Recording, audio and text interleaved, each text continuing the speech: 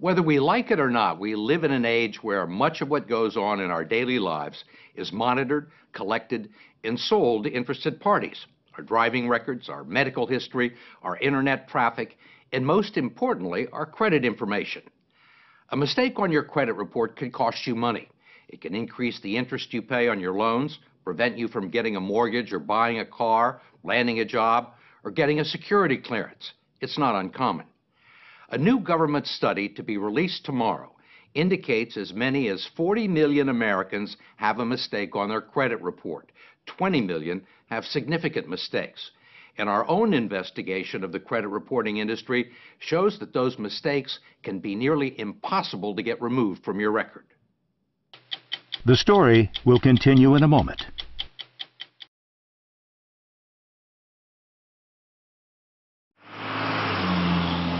Consumer credit reporting is a $4 billion a year industry dominated by three large companies, Experian, TransUnion, and Equifax. They keep files on 200 million Americans and traffic in our financial reputations.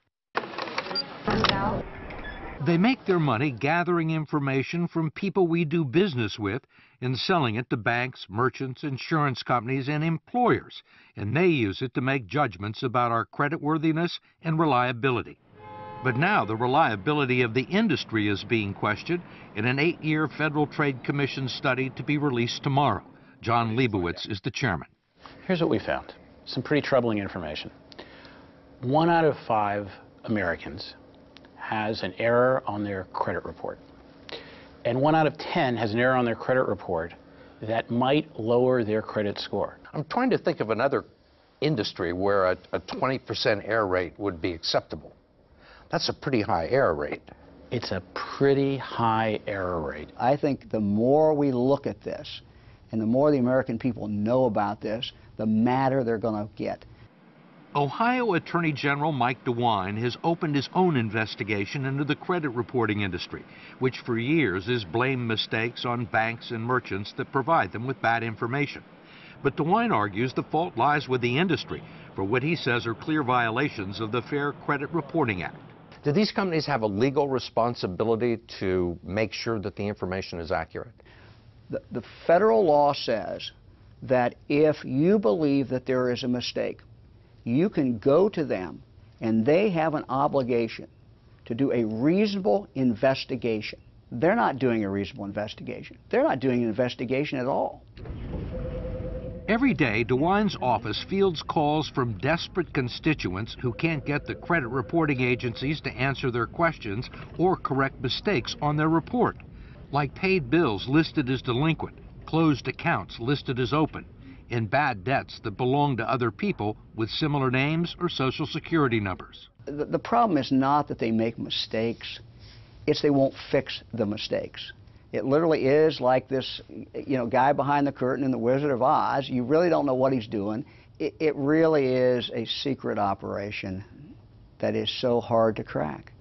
8 million people a year file disputes about their credit report, which usually requires a visit to the Experian, TransUnion, or Equifax websites. They're primarily designed to sell you premium products, not resolve a dispute, which is what I was trying to do. There's a toll-free number you can call, which is likely to connect you to someone on a faraway continent. Thank you for calling. My name is Kevin. How may I help you? Where are you located? India. India? But regardless of where they are or who you talk to, they won't be much help. Okay, so really, you can't do anything for me. I've just been talking to you for 15 minutes. I mean, the only thing you can do is to tell me to fill it out online. Yes, Mr. Croft. Okay, thank you.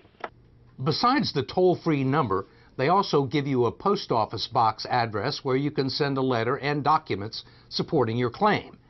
In each case, it's extremely unlikely that anyone with the authority to resolve your dispute will ever actually see it. Ask Sandra Cortez, a California accountant whose credit report confused her with an international drug trafficker. It took her 5 years to get it fixed. Or David Smith, the retired Army officer whose credit report listed a bankruptcy that wasn't his and triggered a foreclosure proceeding against his house in South Carolina.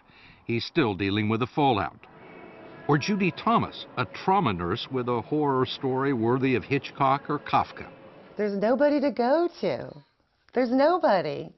You just keep making phone calls and you just keep writing disputes and you keep sending them your social security number and they don't care.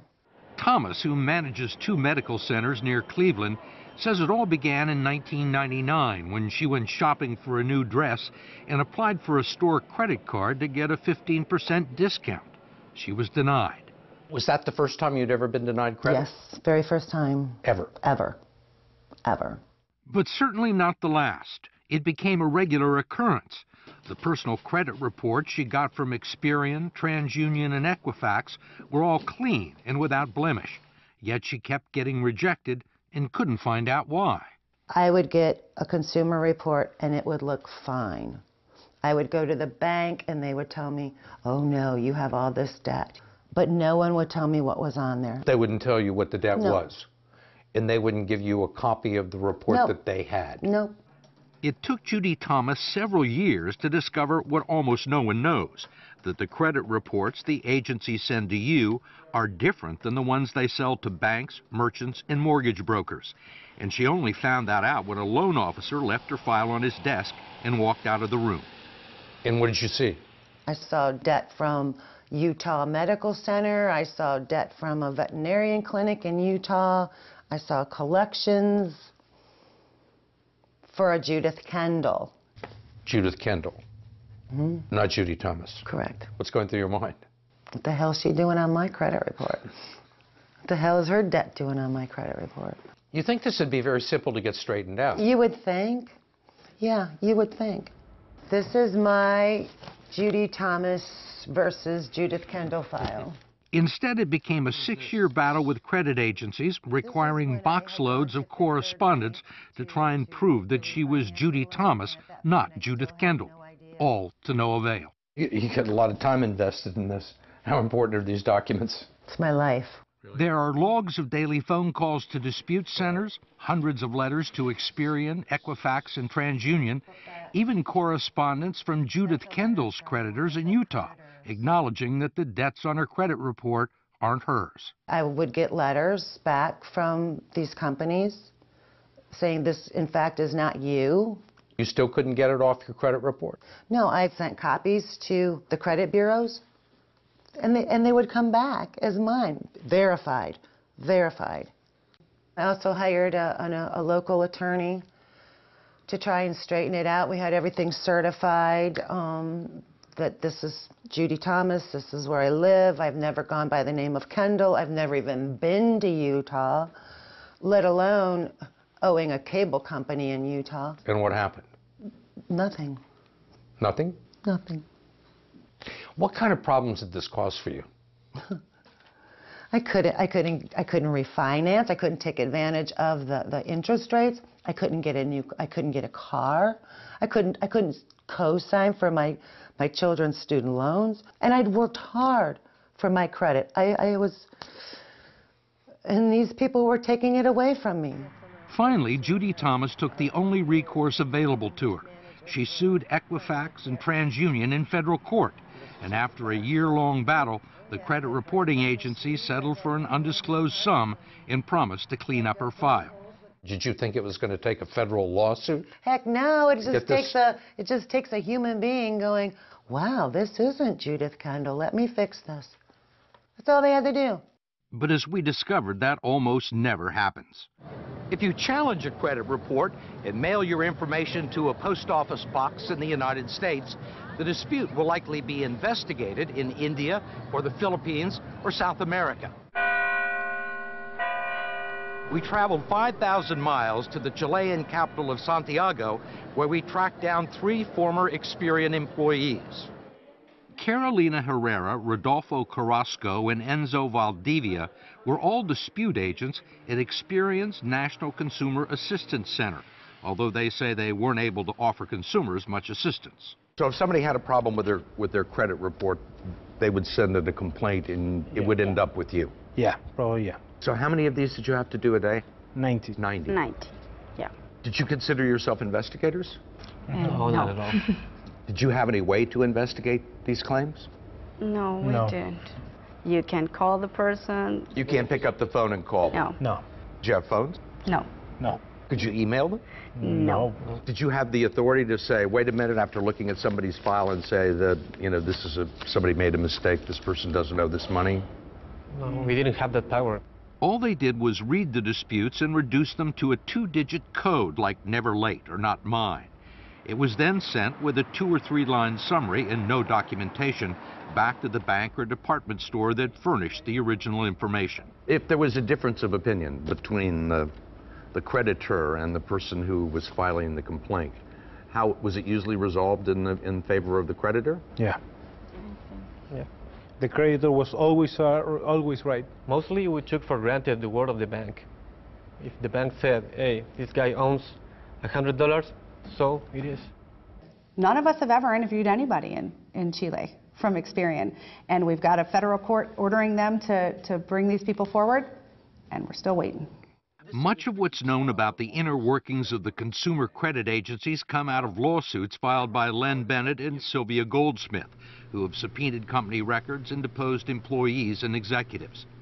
They say under the current system, there is no way for people like Judy Thomas to get their problem solved. So all these people who take the time to meticulously document a case that the bill isn't theirs or the bill has been paid, that is never seen by anybody? It's not seen by anyone who considers it in determining whether or not information will be removed from a credit report. It's not forwarded on to the person who has the complaint with you? No, it is never forwarded on. Never forwarded on to the creditor. We can get a jury verdict for $1 million. That's chump change to some of these bureaus. They would rather pay a verdict in $1 million than to actually go in and change the policies and procedures that they have, because that's much more expensive to them. I can say this without qualification. The dispute procedures used by the credit reporting agencies, uniformly used, completely fail to comply with the Fair Credit Reporting Act. Courts have found that. The Federal Trade Commission has found that. It's not even a close call. Ohio Attorney General Mike DeWine agreed. I think the industry is a mess, and I think the impact that has on real people is just unconscionable. You think they're breaking the law? I think they're breaking the law. There is no doubt in my mind they are breaking the law. We wanted to talk to Equifax, TransUnion, and Experian, but like most consumers, we were unsuccessful. The agencies referred us to the spokesman for their lobbying group in Washington.